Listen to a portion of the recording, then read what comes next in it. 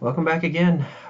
So here we have this More button, and this takes you to the More page of items that are not on our primary navigation, but some of our members take advantage of still.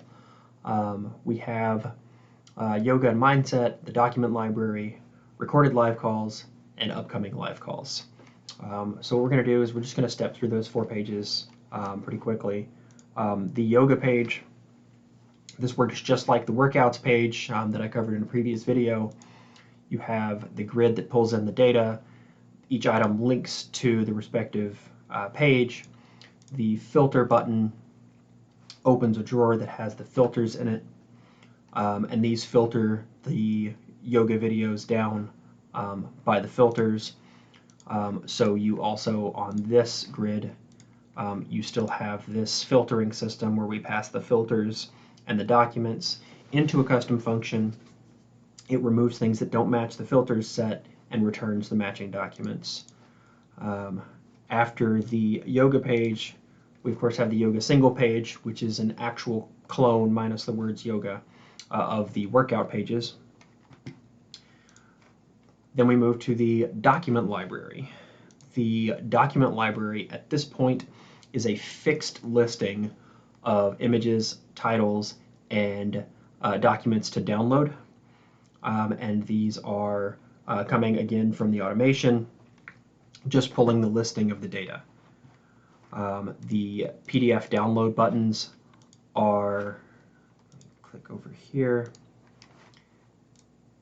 they are just launching a URL in the browser that navigates directly to the document URL.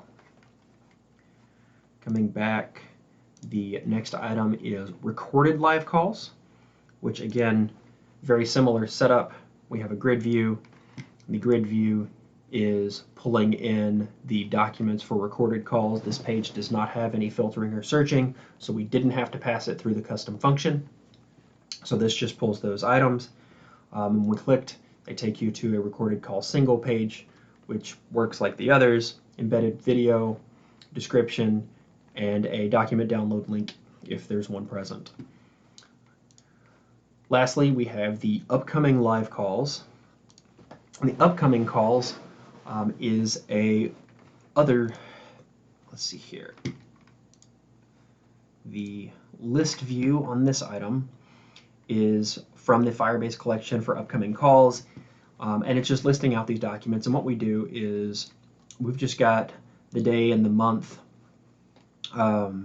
displayed here, as well as the title of the event, and these link to the website that has any description that's been uploaded, a link to the live stream, whatever they're going to do for it. So this is a coming soon calendar for the live stream events that they're doing. Kind of just detailing a little bit here, what we've got is we set the font styling and sizing and alignment here for the day to make the day larger. The day itself is just a value from the Firebase document. The month is a value from Firebase. The reason why this just has an extra name here is because we passed this through our automation, and we formatted this before we put it into Firebase because the data format was not the same.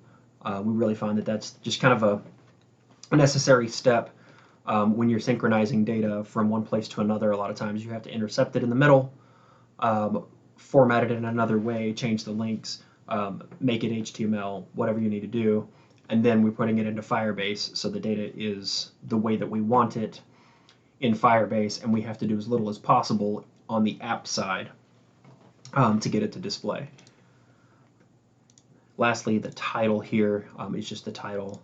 The virtual event items are kind of fixed right now, and then these links are just URL links. What we do have on them is the same wrapper for the confirm leaving the app dialog, and if they do, it launches it in their browser.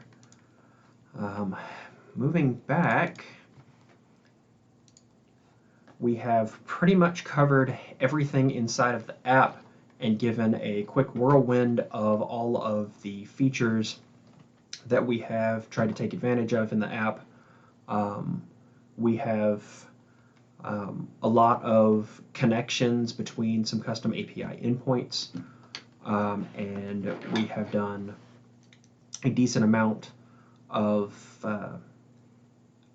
formatting and cleaning up data before we bring it into Firebase.